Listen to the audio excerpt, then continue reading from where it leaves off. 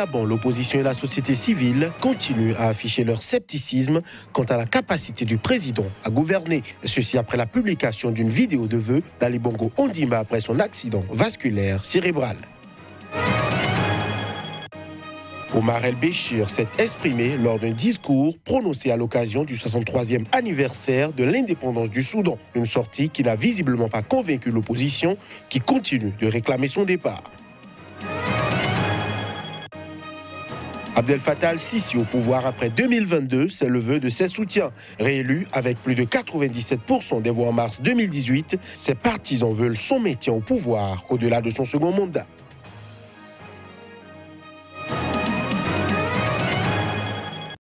Voilà pour les titres de cette nouvelle session de l'information sur SICA.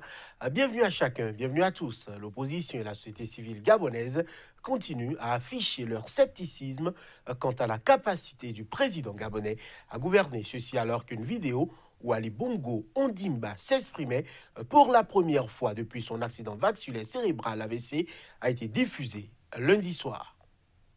Victime d'un AVC le 24 octobre, le président Ali Bongo s'est exprimé pour la première fois depuis le début de sa convalescence dans une vidéo enregistrée à Rabat au Maroc et diffusée lundi soir par la présidence gabonaise. Il y apparaît de face, le visage marqué par un strabisme. Son élocution est fluide malgré une prononciation empâtée. Sa tête et ses mains bougent légèrement.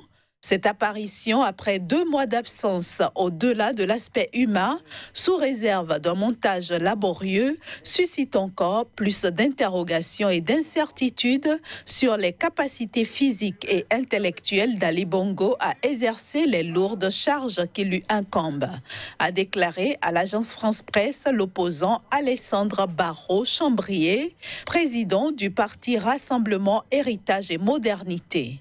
La majeure partie de l'opposition et des membres de la société civile réclament une expertise médicale sur l'état de santé du président.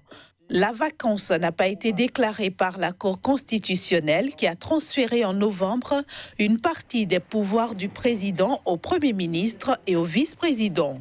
Ce discours est la preuve que le président Ali Bongo est totalement rétabli selon le porte-parole de la présidence, Ike Ngouoni. Dans la vidéo, Ali Bongo dit s'apprêter à revenir au Gabon. La communication autour de l'état de santé du président a été parcellaire depuis le début de sa maladie, alimentant de nombreuses rumeurs. Le pays est en attente d'un nouveau gouvernement et d'une nouvelle Assemblée nationale, les résultats des législatives d'octobre ayant été proclamés fin décembre par la Cour constitutionnelle, entraînant de fait la fin des fonctions du gouvernement. Omar El-Béchir s'est exprimé lors d'un discours prononcé à l'occasion du 63e anniversaire de l'indépendance du Soudan. C'était le 1er janvier. Le président soudanais s'est dit confiant dans la capacité à surmonter les défis économiques, une sortie qui fait écho à la situation du pays poussée depuis 2 semaines dans la contestation ponctuée de grèves tandis que les manifestants demandent, eux, le départ du président.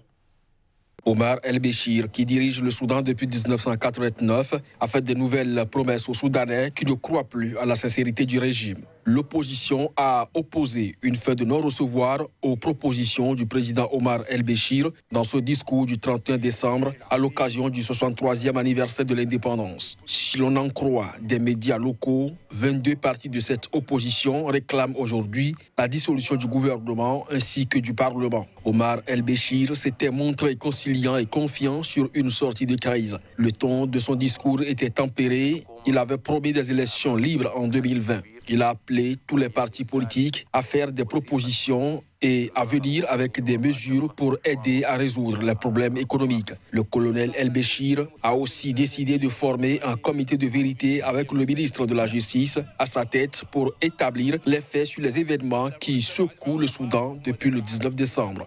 Mais l'opposition ne cesse de réclamer l'indépendance de la justice au Soudan. Les autorités avaient reconnu la mort de 19 civils durant les manifestations alors que l'ONG Amnesty International en avait recensé 37. Lors de la grande manifestation du 31 décembre à Khartoum, on a compté une dizaine de blessés. Un jeune homme a succombé par la suite à ses blessures. Autre signe de sa volonté de réconciliation, le régime soudanais a fait un nouveau geste en libérant la majorité des personnes arrêtées durant les manifestations, dont Zainab Sadek Al-Mahdi, le fils du célèbre opposant. En République démocratique du Congo, après l'élection présidentielle du 30 décembre dernier, les Congolais rencontrés dans la ville de Kinshasa disent attendre du prochain président des changements. On les suit au micro de Narcisse Oum, notre envoyé spécial en République démocratique du Congo. On veut un président qui va changer tout, parce qu'on est fatigué de voir nos frères et sœurs qui terminent des études sans pour autant être embauchés. Mais tout le peuple congolais est en train d'attendre un changement. Le candidat soit de l'opposition, de la majorité, tout le peuple congolais a besoin du changement. C'est un peu ça qu'on peut dire.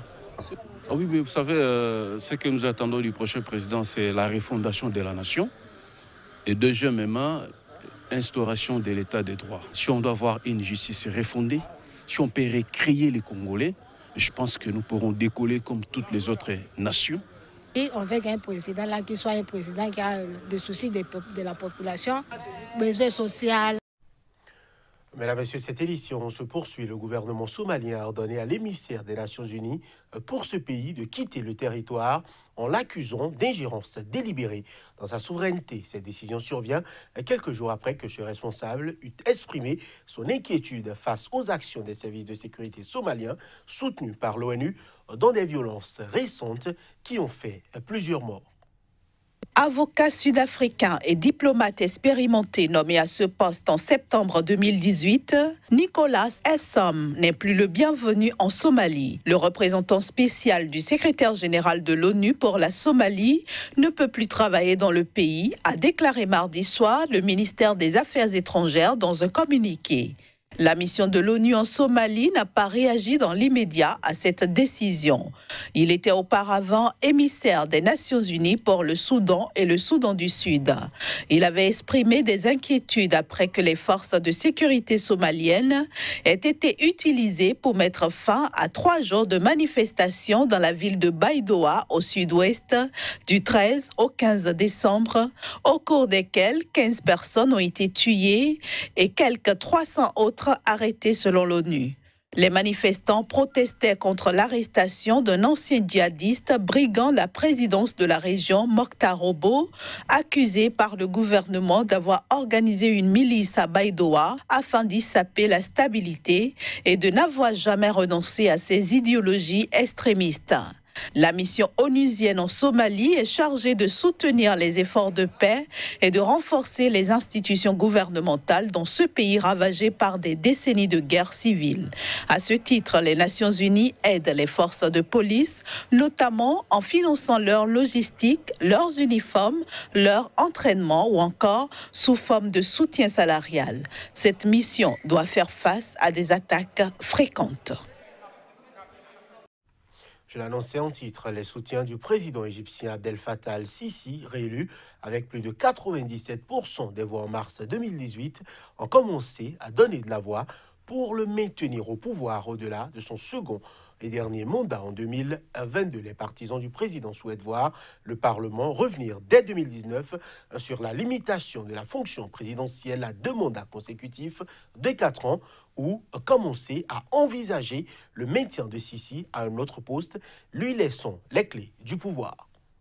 Dans un éditorial paru à la veille du Nouvel An, le quotidien gouvernemental Al-Akhbar a donné le ton en appelant à faire de 2019 l'année de la réforme politique qui a tardé. Cette réforme doit permettre de préserver tout ce qui a été réalisé pour la population en termes de stabilité sécuritaire et de redressement économique au cours des 5 dernières années, a expliqué Yasser Eric, le directeur du conseil d'administration de ce journal proche du régime.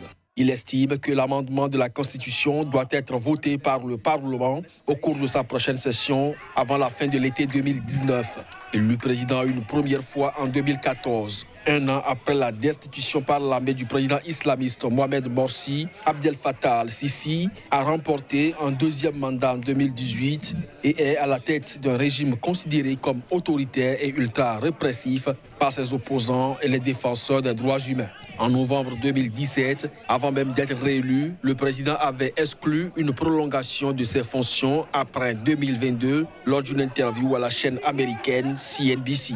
Mais après sa réélection en mars, la question est peu à peu revenue sur le devant de la scène. Sur les réseaux sociaux, les contempteurs du régime ont réagi entre sarcasme et critiques virulentes face à cette proposition. Le défenseur des droits humains, Bae Eldin Hassan, a notamment parlé sur Twitter d'un nouveau coup d'État de Sisi. Le prix Nobel de la paix Mohamed El Baradei a regretté sur Twitter également que, contrairement aux démocraties, la constitution égyptienne soit utilisée pour consolider un régime autoritaire fondé sur la répression et la peur. Au Mali, 37 civils ont été tués ce mardi matin, jour du Nouvel An, dans l'attaque d'un village Peul du centre. L'attaque a été menée par des chasseurs traditionnels d'Ozo. Plus de précisions à travers ces images. Le Mali a entamé la nouvelle année avec une attaque meurtrière dans le centre, où 37 habitants d'un village Peul ont été tués ce mardi dans une attaque de chasseurs traditionnels. Outre les 37 morts enregistrés, tous des civils, le bilan fait état de plusieurs blessés et de nombreuses habitations incendiées. Un précédent bilan établi par Karim Keïta, fils du chef de l'État malien Ibrahim Boubacar Keïta, également député et président de la commission défense de l'Assemblée nationale et une source de sécurité, avait fait état de 33 Peuls tués. Seule l'enquête nous permettra de connaître les raisons de cette attaque. Nous condamnons cet acte criminel, avait souligné Karim Keïta, qui a précisé avoir rendu visite mardi à des blessés dans un hôpital de Mopti, ville où il avait passé le réveillon en compagnie des militaires maliens. Cette attaque menée par des hommes armés, habillés en tenue de chasseurs traditionnels, est survenue alors que les autorités ont engagé un dialogue intercommunautaire pour renforcer la paix et la sécurité dans la région. Elle intervient aussi après la visite les 21 et 22 décembre du Premier ministre malien à Mopti. Dans un communiqué officiel ce mardi soir, le gouvernement a assuré que les auteurs des crimes seront punis avec toute la rigueur de la loi. Toujours dans son communiqué, le gouvernement a appelé l'ensemble des communautés de la zone centre au calme. En France, pour finir, et après une année 2018 éprouvée par de grands déchirements, le président français a tenté de reprendre le cap de son quinquennat ce lundi soir. Tout en leur présentant ses vœux pour 2019, Emmanuel Macron a exhorté les Français à faire mieux et à retrouver la maîtrise de leur quotidien et de leur destin. Alors que des rassemblements de gilets jaunes avaient lieu à Paris et dans plusieurs villes de province, le président Emmanuel Macron a présenté aux Français ses vœux pour 2019. Sans citer les gilets jaunes, le président français a évoqué dans son allocution de grands déchirements et une colère qui venait de loin. Nous avons aussi vécu de grands déchirements et une colère a éclaté qui venait de loin. Colère contre les injustices, contre le cours d'une mondialisation parfois incompréhensible, colère contre un système administratif devenu trop complexe et manquant de bienveillance, colère aussi contre des changements profonds qui interrogent notre société sur son identité et son sens. Cette colère a dit une chose à mes yeux, quels que soient ses excès et ses débordements. Nous ne sommes pas résignés. Que certains prennent pour prétexte de parler au nom du peuple. Mais lequel, d'où, comment? Et n'étant en fait que les porte-voix d'une foule haineuse, s'en prennent aux élus, aux forces de l'ordre, aux journalistes, aux juifs, aux étrangers, aux homosexuels. C'est tout simplement la négation de la France. Le peuple est souverain. Il s'exprime lors des élections. Il y choisit des représentants qui font la loi. Précisément parce que nous sommes un État de droit. L'ordre républicain sera assuré sans complaisance. Les vœux à la nation ont permis au chef de l'État français de parler des réformes annoncées pour 2019, en particulier celles de la fonction publique et de l'assurance chômage, mais aussi d'initiatives comme ce grand débat national prévu de janvier à mars, avec lequel l'exécutif espère apaiser la colère des Gilets jaunes. Emmanuel Macron a également précisé qu'il écrirait aux Français dans quelques jours afin d'en préciser les contours.